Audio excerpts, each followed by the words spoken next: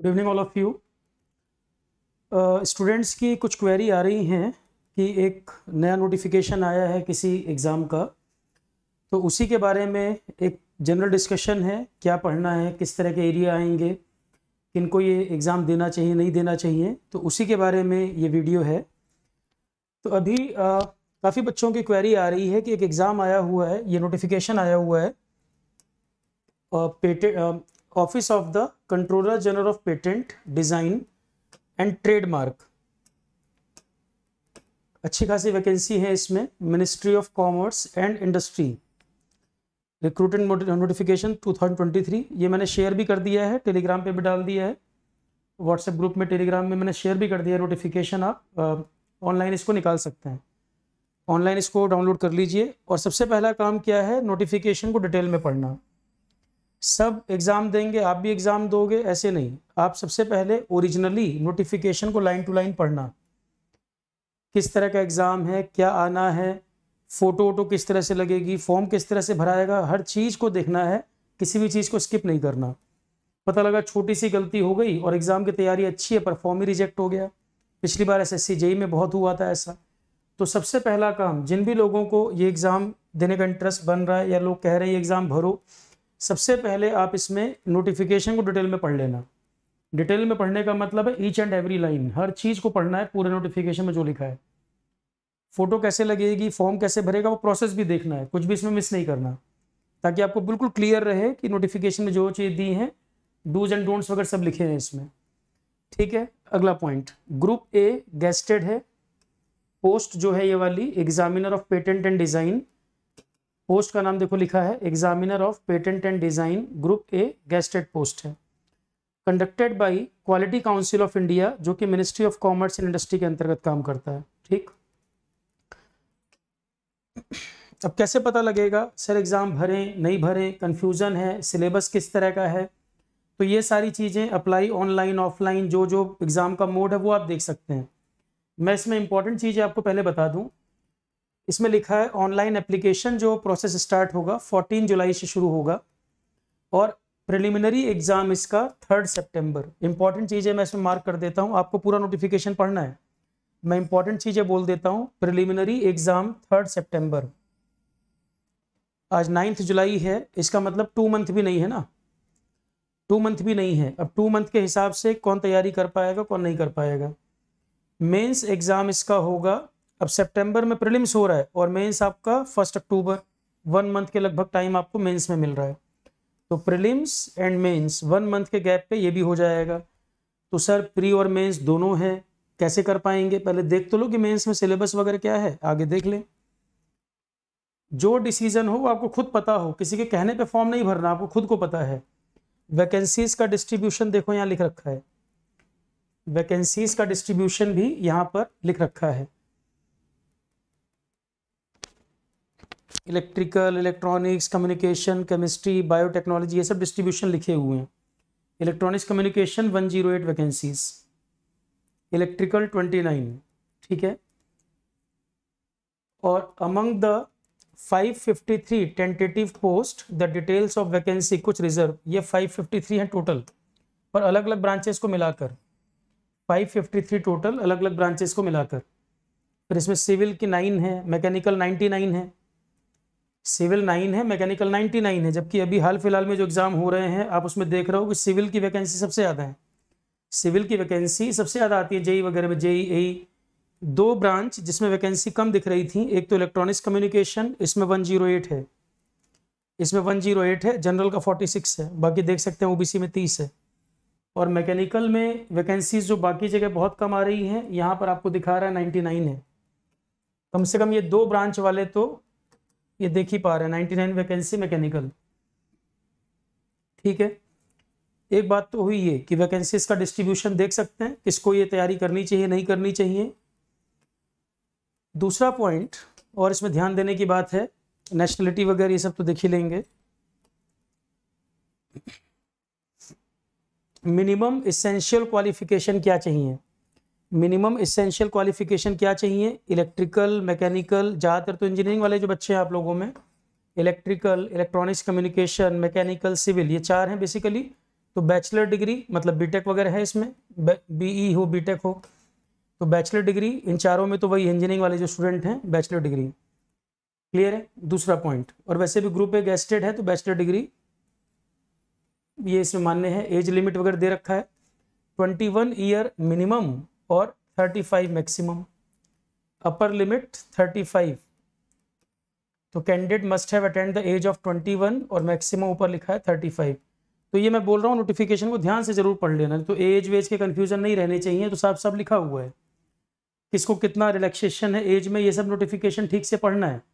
मुझे जो आपसे डिस्कस करना है कि सर ये एग्ज़ाम एडवाइजेबल है या नहीं, आपके हिसाब से हम इस एग्ज़ाम को दें या नहीं दें। तो हमारा सीधा सीधा पॉइंट ये है, आप हम जो तैयारी करवा रहे हैं इसमें ये देखो 3 चीज़ें, preliminary exam, mains exam, interview. Interview की चिंता अभी आप ना करें, जब भी इंटरव्यू की डेट आएगी इंटरव्यू के पहले बात करके तब जाना इंटरव्यू देने। मैं हमेशा ये बोलता हूँ मेल आईडी वगैरह आपके पास पड़ी हुई है, कई लोगों के पास नंबर भी अवेलेबल है, तो इंटरव्यू जब देना हो उससे पहले बात करके जाया करो। अभी 1 हफ्ते में ही कई बच्चों के सिलेक्शन हुए हैं, परेशान थे सर कई इंटरव्यू में रिजेक्ट हो रहा हूँ, उनको मैंने यही कहा था कि इंटरव्यू जाने से पहले बात करके जाना। अभी कल ही परसों में कुछ बच्चों के मैसेज आए हैं, कई एग्ज़ाम में निकले हैं, जो एग्ज़ाम लाइंड अप थे कई सारे कि सर अभी अगला इंटरव्यू होना है, और मुझे बड़ी खुशी है कि 3-4 बच्चे तो ऐसे थे जो बड़े परेशान, अभी उनका फाइनली हफ्ते 10 दिन में सिलेक्शन हो गया। तो preliminary exam for screening of candidate, preliminary exam for screening of candidate, तो पहले तो स्टेज है प्री, है ना, सितंबर में ये होना है आपका। अगली स्टेज है मेंस, मेंस आपका अक्टूबर में हो जाएगा, और अक्टूबर में आपका एसएससी जेई भी है, काफ़ी बच्चों का एसएससी जेई का भी पेपर है। सर कैसे कर पाएंगे, सितंबर में प्री, मेंस अक्टूबर में, और एसएससी जेई भी अक्टूबर में। पहले ये देख लो प्रिलिमिनरी एग्जाम, मैं आपसे हमेशा एक बात कहता हूँ, एक साथ उन फॉर्म को भर सकते हैं जिनका 80% सिलेबस कॉमन हो, एक साथ उन फॉर्म को भर सकते हैं 80% सिलेबस जहाँ पर कॉमन हो, बहुत ज़्यादा वेरिएशन हो तो नहीं, एक साथ सबकी तैयारी आप नहीं कर पाएंगे। अब प्रिलिमिनरी के अंदर ये लिख रहे हैं, साफ साफ बता रहे हैं 150 क्वेश्चन होंगे, प्रिलिमिनरी वाले में 150 क्वेश्चन होंगे, ऑब्जेक्टिव एमसीक्यू होगा और 150 मार्क्स का ही होगा, मतलब 1 क्वेश्चन 1 मार्क्स, और 2 आवर्स में करना है, मतलब 120 मिनट में 150 क्वेश्चन। तो मैं आपको बता दूं क्वेश्चन बहुत लेंदी नहीं होंगे, 2 आवर्स में 150 क्वेश्चन करने हैं तो बहुत लेंदी नहीं होगा, स्पीड की बात है। अब एसएससी जेई वगैरह की आप तैयारी कर ही रहे हो, वहाँ भी स्पीड मेंटेन करना पड़ता है, यहाँ भी उसी तरह का नेचर है, कोई बहुत अंतर नहीं है। तो 150 मार्क्स 2 आवर्स और ऑब्जेक्टिव क्वेश्चन है, एमसीक्यू। प्री की बात पहले कर लो। आएगा क्या इसमें, जनरल इंग्लिश, जनरल इंग्लिश आरोहण पे देखो, अभी हमने बैच कराया है, अभी हमने आरोहण पर जनरल इंग्लिश कराया है, और मैं आपको बता दूं जनरल इंग्लिश हम लोग 26 आवर्स ऑलरेडी करा चुके हैं, उसमें आपका ग्रामर वामर का जो टॉपिक है, एक्टिव पैसिव वगैरह सब करा दिए गए हैं, और काफ़ी सीनियर टीचर हैं जिन्होंने कराया है। तो 26 आवर्स तो इंग्लिश हम पढ़वा चुके हैं ऑलरेडी, और अभी 10 डेज़ के आसपास सर की अवेलेबिलिटी नहीं है। उसके बाद हमने रिक्वेस्ट की है कि इसमें और भी अभी ऐड होगा, और भी टॉपिक इसमें जोड़े जाएंगे, लगभग आप मान के चलो 36 to 40 आवर्स में जाके ये पूरा कंप्लीट हो जाएगा इंग्लिश। 26 लेक्चर्स, 26 आवर्स तो ऑलरेडी हो चुका है, लगभग 10-12 घंटे इसमें और जोड़ेंगे, जिसमें कुछ टॉपिक और ऐड कर दिए जाएं और क्वेश्चन ज़्यादा से ज़्यादा करा दिए जाएं। तो लगभग आरोहण पर इंग्लिश आपका लगभग आप मान के चलें 40 आवर्स के आसपास इंग्लिश खत्म हो रहा है। तो इंग्लिश तो आपको कई एग्जाम में आता है, आरोहण पर इसीलिए हम लोगों को शुरू में ही करा दिया। कुछ बच्चे कह रहे थे सीजीएल होना है जुलाई के अंदर, तो इंग्लिश मैंने बोला था हम पहले ही कवर कर देंगे, 26 आवर्स हो चुका है, कुछ और टॉपिक मैंने रिक्वेस्ट की है कि क्वेश्चन के साथ और जोड़ दिया जाए। तो इंग्लिश आपका 15 मार्क्स का, पहली बात तो ये खत्म, आरोहण पर ऑलरेडी हो चुका है, कुछ आवर्स और जोड़ के लगभग 40 आवर्स के आसपास ये पूरा खत्म हो जाएगा, मतलब 10-12 लेक्चर के आसपास हो, 10 तो नहीं 40 आवर्स में करना है। 2 आवर्स की क्लास होती है, 5 to 7 लेक्चर, 5 to 7 लेक्चर इसमें और जोड़ेंगे, क्वेश्चन प्रैक्टिस वगैरह भी इसमें करवाएंगे। Verbal and non verbal reasoning ये तो ऑलरेडी चल रहा है, जो एसएससी जेई का बैच आरोहण पर ऑनगोइंग बैच जो है उसमें तो ऑलरेडी ये पढ़ाया ही जा रहा है, अभी एफटी का पार्ट चल रहा है, अभी चल रहा है एरिथमेटिक, उसके बाद रीजनिंग शुरू हो जाएगा। एसएससी जेई का जो बैच है उसी का तो पार्ट है, अभी हम रीजनिंग उस पर एफटी जो चल रहा है वो खत्म होगा, फिर रीजनिंग शुरू होगा। तो एक्चुअल में सिर्फ एसएससी जेई मेरा फोकस नहीं था। जो मैंने प्लान किया था एफटी करा दिया जाए, इंग्लिश कराया जाए, रीजनिंग कराया जाए, क्योंकि हर 2-4 महीने में कोई ना कोई इस तरह का एक जनरल एग्जाम आ जाता है, फिर आपको अलग अलग इंस्टीट्यूट में भागना पड़ता है अलग अलग बैचेस के लिए। टाइम भी आपका बर्बाद होता है, पैसा भी बर्बाद होता है। जनरल सिलेबस उतना ही है, जनरल सिलेबस वही है। तो आरोहण पर मैंने कॉमन बैच जो चलाया था उसका पर्पस ही यही था कि इस तरह के सारे एग्जाम को कवर कर ले। अब उस चीज़ का बेनिफिट आपको यहाँ नजर आ रहा है। तो देखो एप्टीट्यूड 30 मार्क्स का है। एप्टीट्यूड अभिजीत सर ने कई क्लासेस ऑलरेडी करा दी हैं और हफ्ते में 3 दिन चलता है ये चलता है Wednesday, Thursday, Friday. Single module भी ओपन करा रखा है, किसी को ओनली एफटी पढ़ना है वो भी अवेलेबल है, किसी को ओनली इंग्लिश करना है तो भी अवेलेबल है। अब आ जाते हैं general knowledge and current affairs, इस पर आ जाते हैं। तो करंट अफेयर के लिए बहुत अच्छे टाइम पर आरोहण की मैगजीन अवेलेबल हो गई। दूसरी बात, इसमें मैंने क्या सोचा है, अगस्त में क्लासेस जी के करंट अफेयर स्टार्ट हो जाएंगी, क्योंकि जेई आपका अक्टूबर में है और ये वाला पेपर भी आपका सितंबर में है। तो अगस्त पूरा अगस्त जीके एंड करंट अफेयर चलेगा। और सब्जेक्ट का नाम भी देखो, जो मैं पढ़ाता हूँ मैं यही लिखता हूँ, GK and current affairs. Subject का नाम भी मैं यही देता हूँ, क्योंकि इसमें स्टैटिक पोर्शन भी आ जाता है, करंट अफेयर भी आ जाता है। तो अगस्त में लगभग पूरा अगस्त आपका ये चलेगा जीके एंड करंट अफेयर्स, जिसमें आपका एसएससी जेई और आपका ये जो पेटेंट वाला पेपर है, ये इस फॉर्म को भरें जरूर। जो बच्चे एसएससी जेई देने वाले हैं वो इसको जरूर भरें, क्योंकि उनको अलग से नहीं पढ़ना पड़ रहा है। जीके एंड करंट अफेयर मुझे कराना ही है पूरा। यूट्यूब पर भी 13 लेक्चर करा चुका हूँ मैं, आरोहण वाले बैच में पूरा होना ही है। तो जीके एंड करंट अफेयर अगस्त तो पूरा यही चलेगा आपका, ज़्यादा से ज़्यादा कराऊंगा। करंट अफेयर की मैगजीन भी आरोहण ने रिलीज़ कर दी, वो भी अच्छा खासा डाटा है उसमें। पीछे 100 क्वेश्चन जो मैगजीन में दिए हैं उनको जरूर लगा लो, विद एक्सप्लेनेशन दिए हैं। हमारे बनाए हुए क्वेश्चन, हमें पता है हमने उसमें क्या डाला हुआ है, तो 100 क्वेश्चन वो पड़े हुए हैं। एक टॉपिक, अब जनरल साइंस का मतलब है life science, physics and chemistry. General science का मतलब है, मैं आपको यहाँ लिख देता हूँ, लाइफ साइंस में 9 लेक्चर ऑलरेडी हो चुके हैं। लाइफ साइंस मैंने शुरू कर दिया है, एसएससी जेई बैच में चल रहा है ये। 9 लेक्चर हो गए हैं, 20 जुलाई से पहले कंप्लीट हो जाएगा ये, क्योंकि थोड़ा सा टॉपिक मैं ज़्यादा ही कराऊंगा। 20 जुलाई से पहले, 20 जुलाई से पहले लाइफ साइंस आपका कंप्लीट हो जाएगा। सेकंड चैप्टर खत्म होने वाला, कल हो जाएगा सेकंड चैप्टर। सेल बायोलॉजी पढ़ा रहा हूँ अभी इसमें। इसके बाद फिर मैं कराऊंगा physics and chemistry. Physics and chemistry जो आएगा ना, जनरल फिजिक्स केमिस्ट्री आएगा, ये आपका बीपीएससी में भी आता है, ये आपका एसएससी जेई में भी आएगा, ये आपका इसमें पेटेंट वाला एग्जाम में भी आएगा।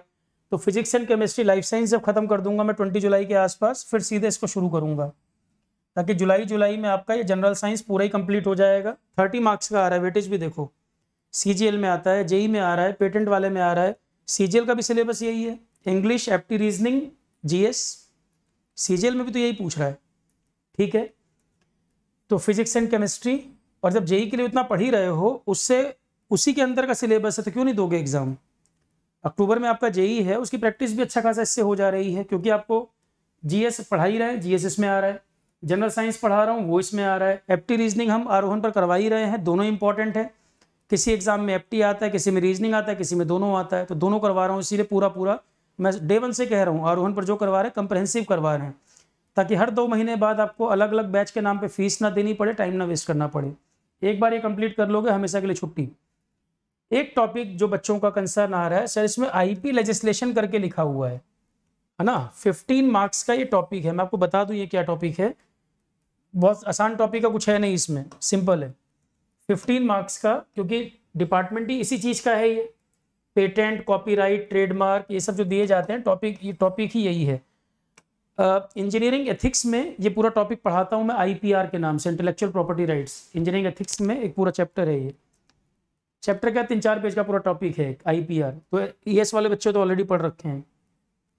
यहाँ मैं आपको बता दूं, ये जीके एंड करंट अफेयर में कहाँ पर पढ़ाता हूँ मैं, एक टॉपिक पढ़ाता हूँ आपको, WTO, वर्ल्ड ट्रेड ऑर्गेनाइजेशन। इसमें आपको क्या क्या चीज़ें पढ़नी होंगी, एक तो WTO के बारे में पढ़ना होगा, गैट एग्रीमेंट क्या है, गैट्स एग्रीमेंट क्या है, ट्रिप्स क्या है, यूएन की ही एक संस्था वाइपो का क्या काम है, एक तो आपको ये सब टॉपिक पढ़ने जो इंटरनेशनल हैं। फिर आपको पढ़ना है इंडिया में कौन डिपार्टमेंट इसके लिए काम करता है, तो ministry of commerce and industry commerce and industry, मैं टॉपिक बोल दे रहा हूँ इसमें क्या क्या पढ़ना होगा। हालांकि मैं जब जीके एंड करंट अफेयर कराऊंगा तो स्पेशली ध्यान रखूंगा, ये टॉपिक मैं करा दूंगा पूरा एक बॉक्स बना के, और बता भी दूंगा कि स्पेशली ये इस एग्जाम में आएगा। जीके एंड करंट अफेयर जब कराऊंगा तो मुझे याद भी दिलाना, प्लस मुझे ध्यान रहेगा। तो एक पूरा बॉक्स बना के मैं टॉपिक्स, ये तो कराता ही हूँ, ये तो पढ़ाते ही क्लास में, इसको थोड़ा सा और इलाबरेट कर दूंगा मैं, प्लस कुछ आपको पीडीएफ के फॉर्म में भी दे दूंगा, ताकि ये पूरा ज़्यादा नहीं, 4-5 पेज से ज़्यादा का नहीं होगा। तो ministry of commerce and industry, इसके अंतर्गत काम करता है department for promotion of industry and ये इंटरनल ट्रेड, DPIIT। फिर एक आप नाम सुन रहे हो क्वालिटी काउंसिल ऑफ इंडिया। तो एक तो आपको पढ़ना है department for promotion of industry and internal trade, इसका लोगो क्या है, कब एस्टेब्लिश हुआ, किस मंत्रालय के अंतर्गत काम करता है, क्वालिटी काउंसिल ऑफ इंडस्ट्री कब, क्वालिटी काउंसिल ऑफ इंडिया कब बना, हेडक्वार्टर कहाँ पर है, लोगो कहाँ पर है, इस्टेब्लिशमेंट कब हुआ है, इन दोनों के फंक्शन क्या क्या हैं, किस तरह की पावर्स हैं इनको।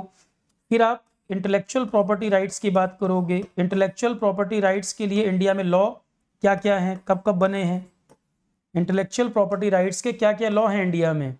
इंटेलेक्चुअल प्रॉपर्टी राइट्स में आपका आ जाता है पेटेंट, जहाँ साइंस और टेक्नोलॉजी वगैरह का इन्वॉल्वमेंट है वहाँ पेटेंट दिया जाता है।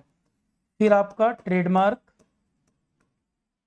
पेटेंट, ट्रेडमार्क, और आपका इसमें कॉपीराइट्स, और आपका इसमें आ जाता है industrial designs, industrial designs.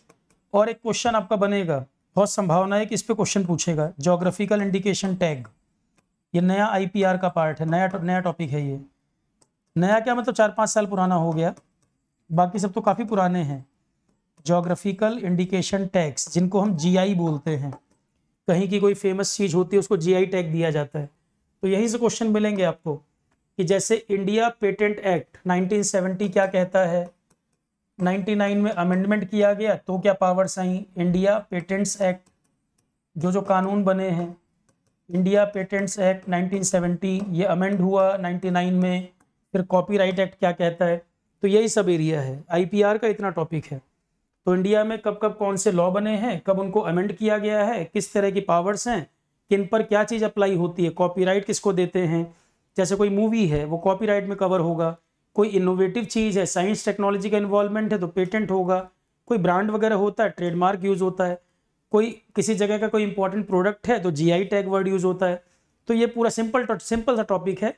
WTO, GATT, trips, WIPO ये इंटरनेशनल हो गया, और इंडिया में कॉमर्स मिनिस्ट्री के अंदर DPIIT, quality council of India, इनके बारे में पढ़ना है। फिर IPR के अंदर ये सब पढ़ना है, और इनके लॉज वगैरह क्या है, ये टॉपिक है ये।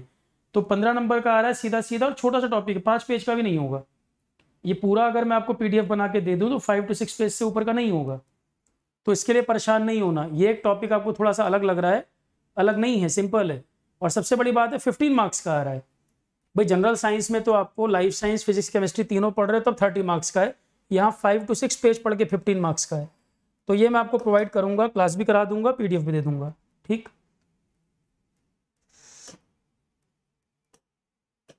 ये हो गया आपका प्रीलिम्स की बात। अब इसमें देखो इंग्लिश, एप्टी, रीजनिंग, GS, इन 4 में तो कोई दिक्कत है नहीं।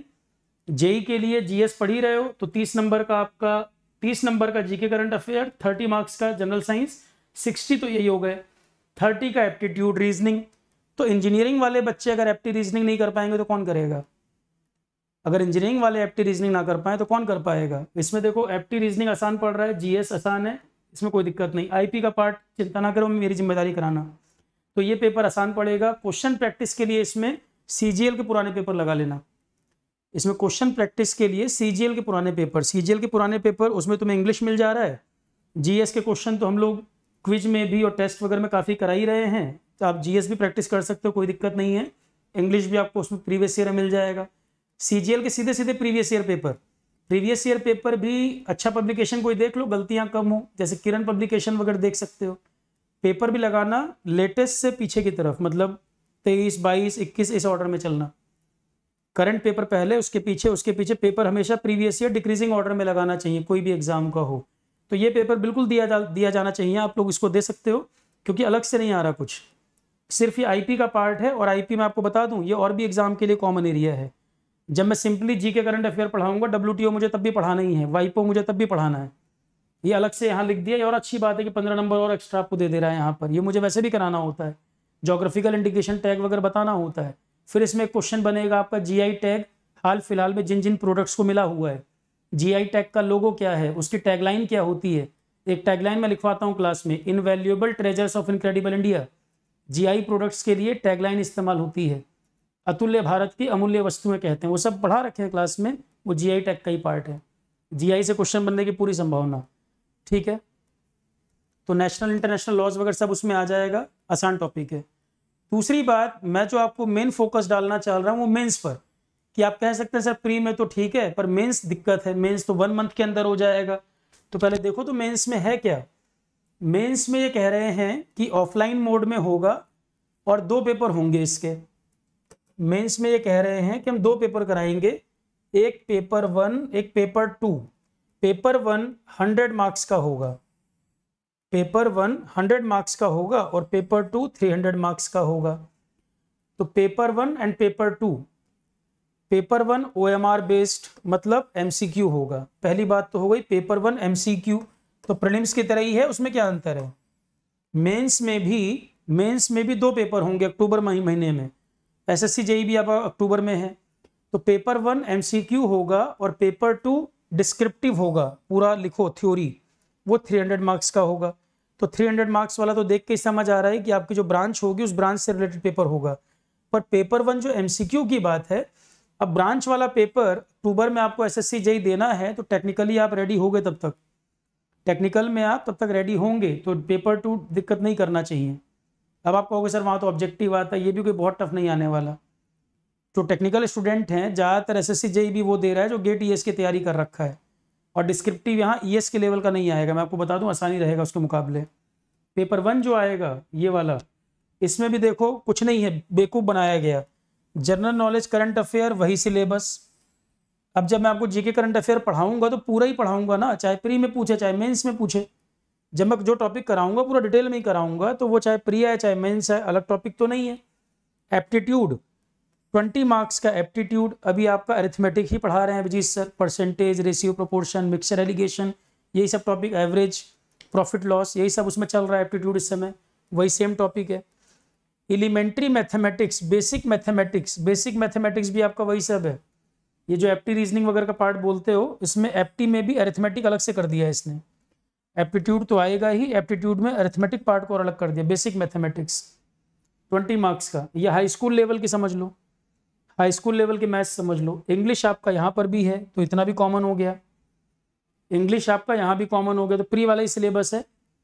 जीके करंट अफेयर 20 मार्क्स का, एप्टीट्यूड, फिर आपका इंग्लिश लैंग्वेज 20 मार्क्स, इंग्लिश यहाँ भी आ रहा है, और 40 आवर्स तो हम लोग खाली इंग्लिश करवा रहे हैं। इंटेलेक्चुअल प्रॉपर्टी राइट्स जो पढ़ोगे इसमें मेंस में भी आएगा और ऑब्जेक्टिव भी आएगा। जो टॉपिक कराऊंगा वो पूरा कराऊंगा, चाहे प्री पूछ ले चाहे मेंस पूछ ले। अच्छी बात क्या है कि दोनों में ऑब्जेक्टिव है, दोनों में ही ऑब्जेक्टिव नेचर का है, तो कुछ भी पूछता रहे कोई दिक्कत नहीं आएगी।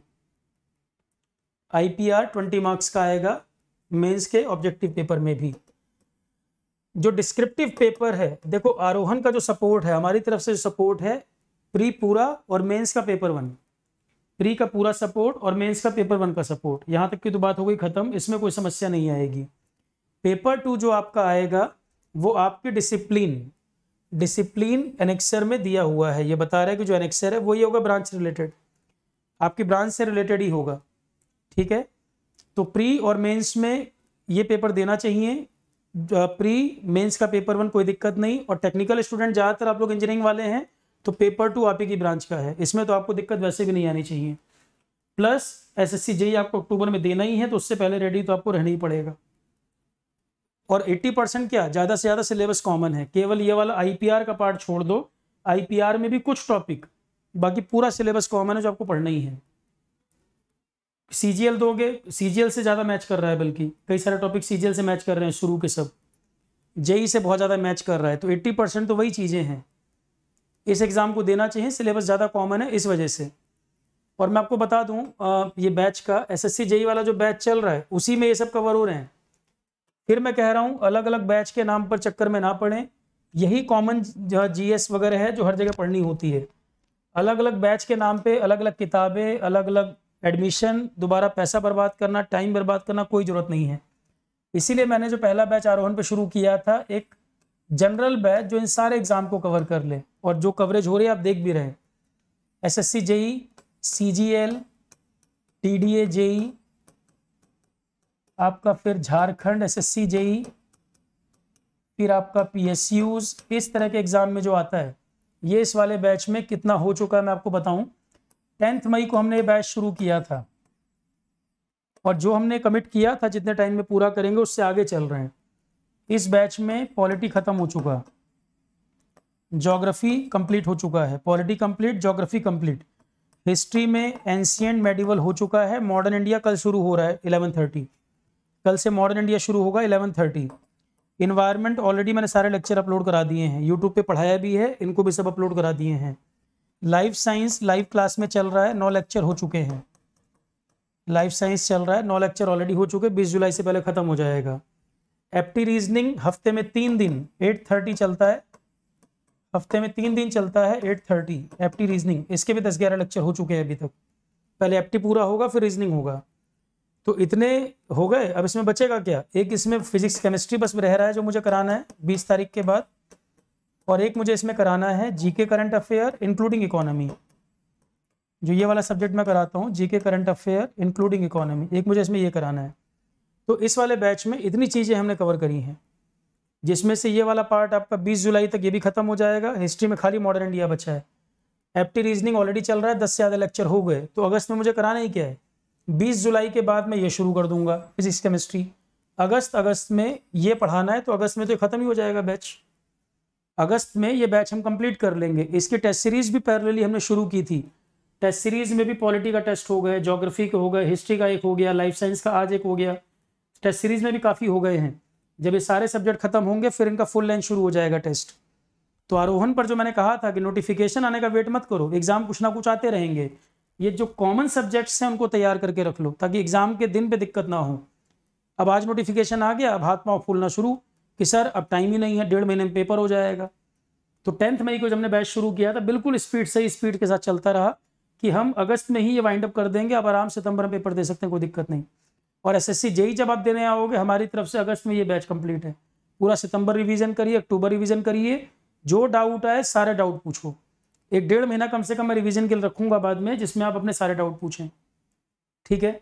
ये मेरा प्लान था इस बैच को लेकर, और ये जितने एग्जाम इस तरह के कॉमन एग्जाम आ रहे हैं सबके लिए कॉमन है, सबके लिए कॉमन है। वैलिडिटी भी बैच के 10 मंथ के लगभग रखी हुई है, मतलब जब आप इसको एनरोल कर रहे हो 10 महीने के लिए आप देख सकते हैं, कितनी मर्जी बार देख सकते हैं, डाउनलोड भी हो रहा है वीडियो, लैपटॉप डेस्कटॉप जहां मर्जी देखो, ठीक है। तो ये फॉर्म भरना चाहिए, मैं जो आपसे कह रहा हूँ ये फॉर्म भरना चाहिए, ठीक है। चलो क्लास इतना रखते हैं, क्लासेस वगैरह मैंने आपको बताई दिया कौन कौन सी किस समय चल रही हैं, लेक्चर जितने हो चुके हैं वो सब रिकॉर्डिंग में अवेलेबल हैं, वो सब भी कोई इशू नहीं है। कोई किसी का और पॉइंट हो पूछना चाहें तो कमेंट में आप लिख दीजिएगा और मैं उस पर फिर आपको रिप्लाई कर दूंगा। Thank you all, thank you.